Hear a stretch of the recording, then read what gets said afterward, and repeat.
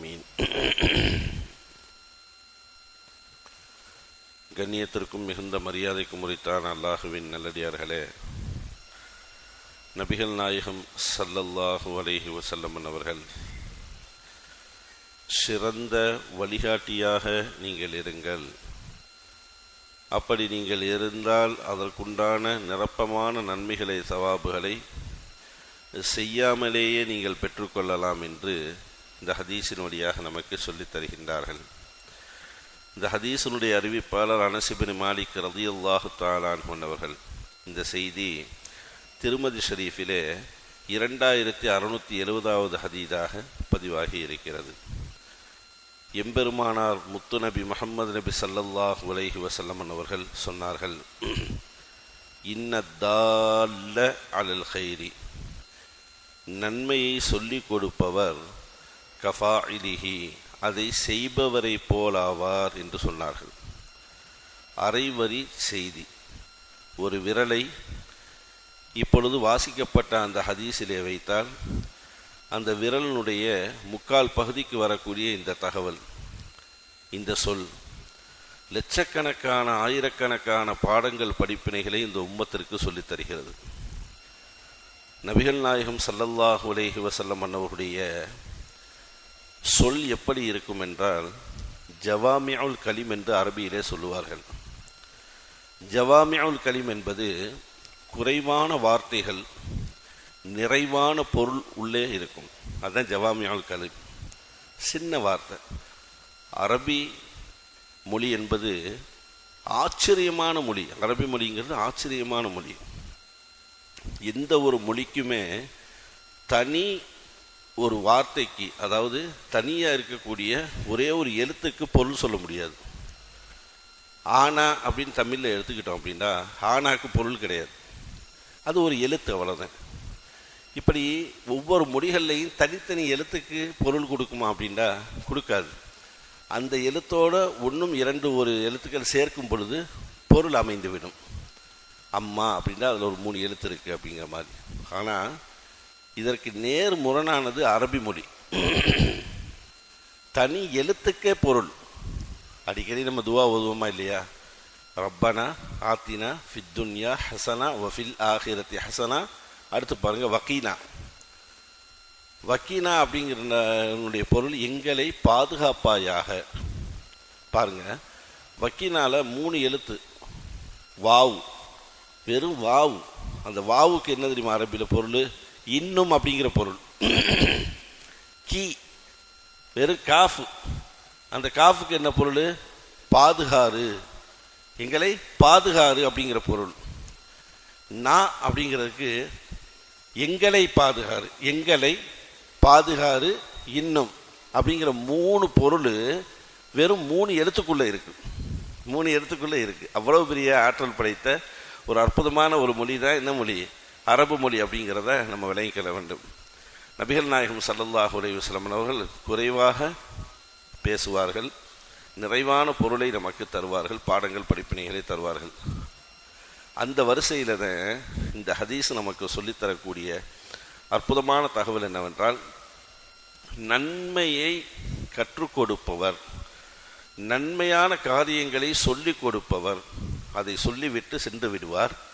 ஆனால் சொன்னவர் அதன் பிரகாரம் ஒரு செயல்படுவார், அது ஒன்று. ஆனால் எந்த நன்மையான காரியத்தை அவரிடமிருந்து பெற்றுக்கொண்டாரோ அவர் செய்யும் காலமெல்லாம் சொன்னவருக்கு ஒரு பங்கு நன்மை போய்கொண்டே இருக்கும். சொன்னவருக்கு என்ன செய்யும்? ஒரு நன்மை போயிட்டே இருக்கும். அப்படிப்பட்ட அற்புதமான ஒரு விஷயத்தை ரசூலுல்லாஹி ஸல்லல்லாஹு அலைஹி வஸல்லம் சொல்லி, உங்களுக்குள்ளே நன்மைகளை நீங்கள் பரப்பிக்கொள்ளுங்கள், ஏவிக்கொள்ளுங்கள், தீமையான காரியங்களை தடுத்து கொள்ளுங்கள் என்று சொன்னார்கள். இந்த நன்மையான காரியங்கள் விஷயத்தில், தீமையை தடுக்கிற விஷயத்தில் 3 பிரிவாக நம்ம மார்க்கம் பிரிக்குது. எத்தனை பிரிவு? 3 பிரிவு. அந்த 3ல் மிக முக்கியமான ஒன்று என்ன தெரியுமா? சொல்லக்கூடிய நீ முதல்ல செய்யுங்குது. என்ன செய்யணுமா? சொல்லக்கூடிய நீ முதல்ல அந்த காரியத்தை செய்யணும். சூரத்து சஃப்னுடைய 2வது ஆயத்து, 28வது ஜுஸுல இருக்கு சூரத்து சஃப். அல்லாஹ் என்ன சொல்றான்? யா அய்யுஹல்லதீன ஆமனு, ஈமான் கொண்ட விசுவாசிகளே, லிம தகூலூன மாலா தஃபாலூன், நீங்கள் செய்யாத ஒன்றை பிறருக்கு சொல்லாதீங்கிறான்ல. எவ்வளோ அழகான வார்த்தை. ஒரு விஷயத்தை நான் சொல்லலை, நான் தஹஜ்ஜுத் தொழுகலை, உதாரணத்துக்கு சொல்கிறேன், தஹஜ்ஜுத் தொழுகலை, அதை போட்டுக்கிட்டு அடுத்த ஆள்கிட்ட நான் சொல்லிகிட்டு இருக்கக்கூடாது. தொழுகு தொழுகு தொழுகு தொழுகுன்னு. முதல்ல நான் தொழுகணும். என்ன செய்யணும்? நான் தொழுகணும். சதக்கா செய்ய மாட்டேறேன்னா, ஜக்காத்து கொடுக்க மாட்டேறேன், எதுவும் பண்ண மாட்டேறேன், நான் என்ன செய்கிறது? அடுத்த ஆள்கிட்ட சொல்கிறது. முதல்ல சதக்கா நான் கொடுக்கணும். இப்படி நல்ல விஷயங்களை நம்ம முதல்ல செய்யணும். நபி ஸல்லல்லாஹு அலைஹி வஸல்லம் ஒரு பாட்டி அம்மா ஒரு மகனை கூட்டிகிட்டு வருது, என் பேரன் நிறைய இனிப்பு சாப்பிட்றான்னு சொல்லுது. நபி ஸல்லல்லாஹு அலைஹி வஸல்லம் போயிட்டு 3 நாள் கழித்து வாமாங்கிறாங்க. 3 நாள் கழித்து அந்த பேரனை கூட்டிகிட்டு வருது. அதுக்கப்புறம் அந்த பேரன்ட்ட நபி ஸல்லல்லாஹு அலைஹி வஸல்லம் சொல்கிறாங்க, இனிப்பை குறைத்துக்கொள் அப்படின்னு சொல்கிறாங்க. அந்த பாட்டிமா கேட்குது, நபியே நாயகமே, இதை 3 நாளைக்கு முன்னாடியே நீங்கள் சொல்லியிருக்கலாமே அப்படின்னு சொல்லும் பொழுது, 3 நாளைக்கு முன்னாடி நான் இனிப்பு அதிகமாக சாப்பிட்டுக்கிட்டு இருந்தேன். நாங்கள் ரசூலுல்லாஹி ஸல்லல்லாஹு அலைஹி வஸல்லம் அதிகமாக நான் இனிப்பு சாப்பிட்டுக்கிட்டு இருந்தேன்.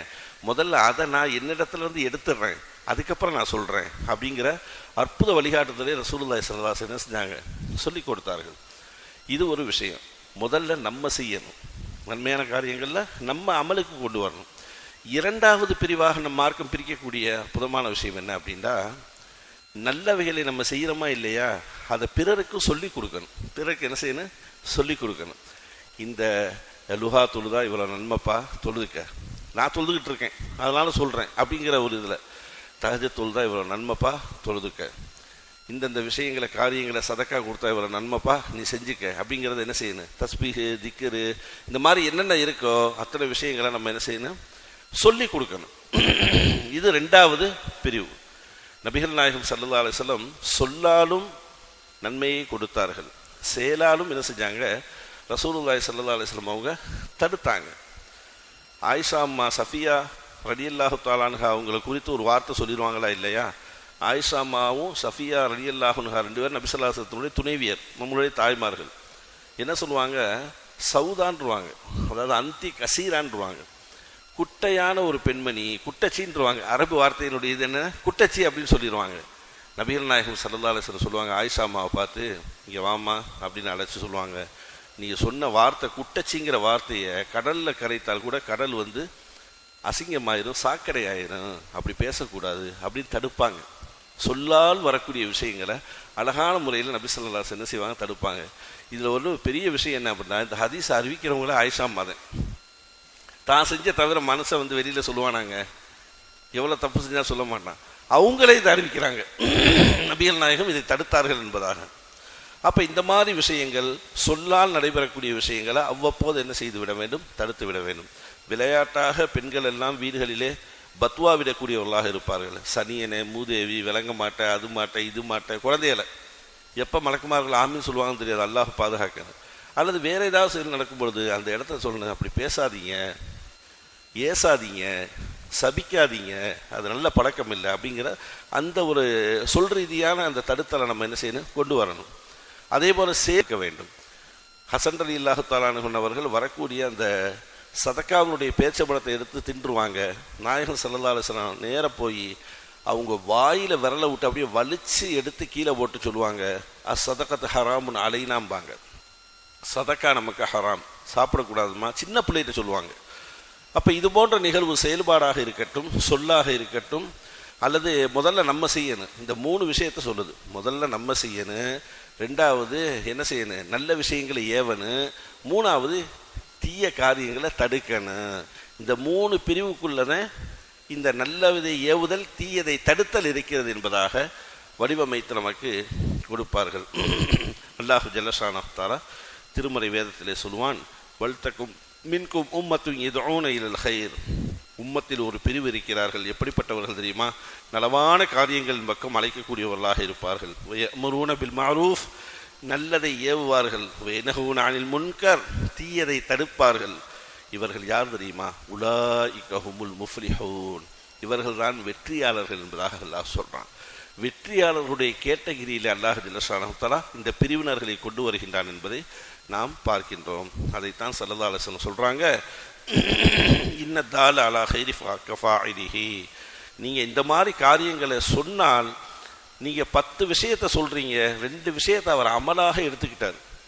இந்த மாதிரி சொன்னாங்கல்ல, ஒரு வாழ்க்கையில எடுத்துக்கிட்டார் அப்படின்னா அவர் செய்ய செய்ய செய்ய செய்ய செய்ய செய்ய அதனுடைய ஒரு பங்கு நன்மை நீங்கள் உயிரோடு இருந்தாலும் சரி, மௌத்தா போய் கபூரில் இருந்தாலும் சரி, உங்களுக்கு பேங்க் அக்கௌண்ட்டில் வந்துட்டே இருக்கும் அப்படிங்கிறத ரசூலுல்லாஹி ஸல்லல்லாஹு அலைஹி வஸல்லம் அவங்க சொல்லித் தருகின்றார்கள்.